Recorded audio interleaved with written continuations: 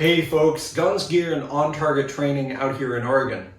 I wanted to give a quick update on the Palmetto State Armory AR-V pistol. We took it to the range earlier this week and shot approximately 300 rounds through it. I'm not surprised that the results were very good. We only had a couple of issues, and that had to do with the Winchester Ranger 147 plus P bonded hollow points that did not feed well in the gun. Out of 10 rounds we shot, we had 2 failures to fully engage or fully seat the bullet. They got hung up. That particular bullet shape did not seem to work well.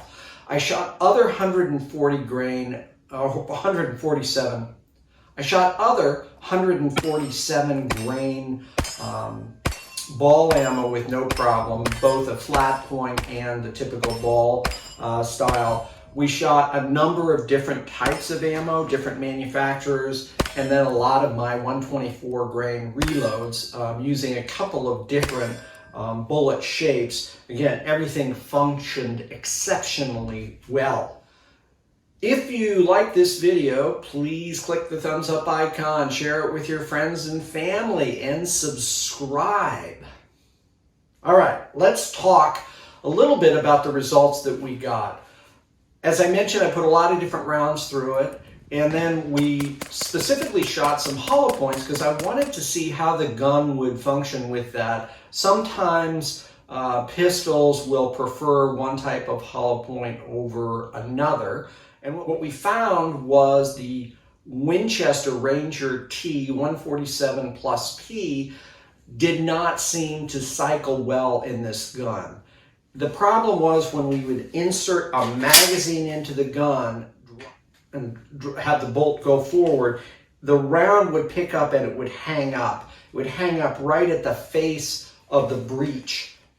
However, the other ammo that we tried, both 124 grain bonded hollow point by Federal, the HST ammunition, and some 115 grain Gecko ammunition, both functioned flawlessly.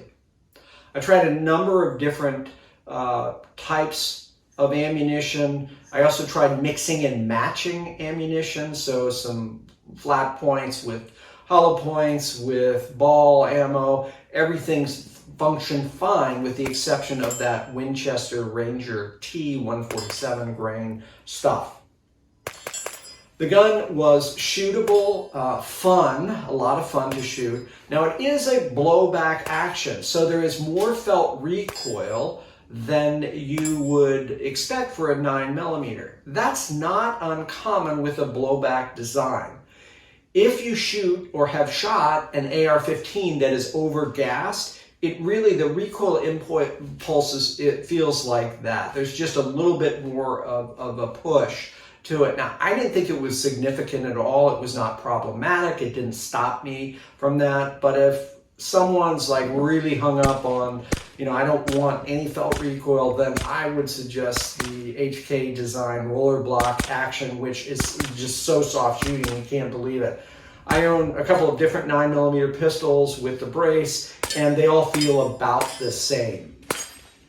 The original trigger that came in the gun really is a mil-spec trigger, and it is sort of heavy and gritty, and we were able to get decent results with it. I've since swapped it out with a single stage trigger, the gun that's in here now that has a trigger pull of about 3.5 pounds, which is more to my preference. That being said, the stock trigger that comes with the gun is totally adequate, and it works absolutely fine.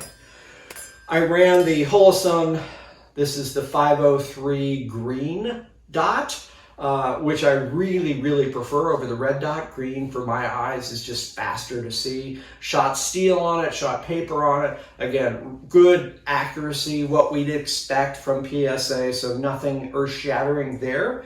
Overall, great function. Everything worked very well. Now, one thing I would note is that we were getting situations at least 3 different times with magazines that had ammunition in them.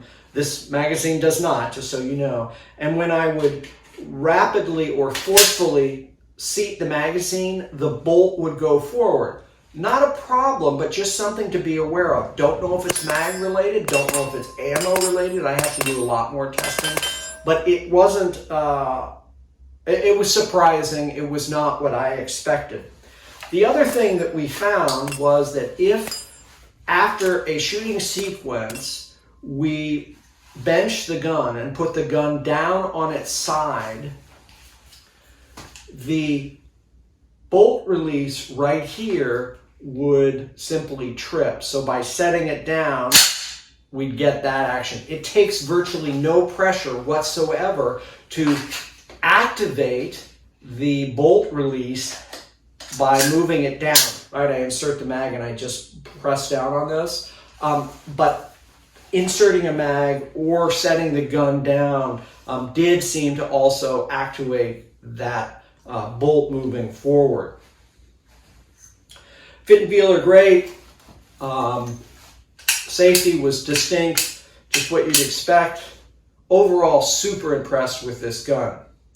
Bottom line, if you're looking for an AR style pistol and, see, I barely touched it, it went forward, and you've got an AK-V, which is using these 35 round magazines, then you can use the magazines in both guns. And I'm telling you, these 35 round magazines are well made, they're durable, and they're really inexpensive. I don't know, they're $15 to $19. So if you buy a PSA AK-V or ARV, I'd suggest you buy a few of these. Our new administration in the White House seems pretty intent on trying to restrict the rights of citizens to have standard capacity magazines. So you might want to buy a few more now. Well guys, that's it. I certainly appreciate all of you watching. Finally, and as always, stay safe.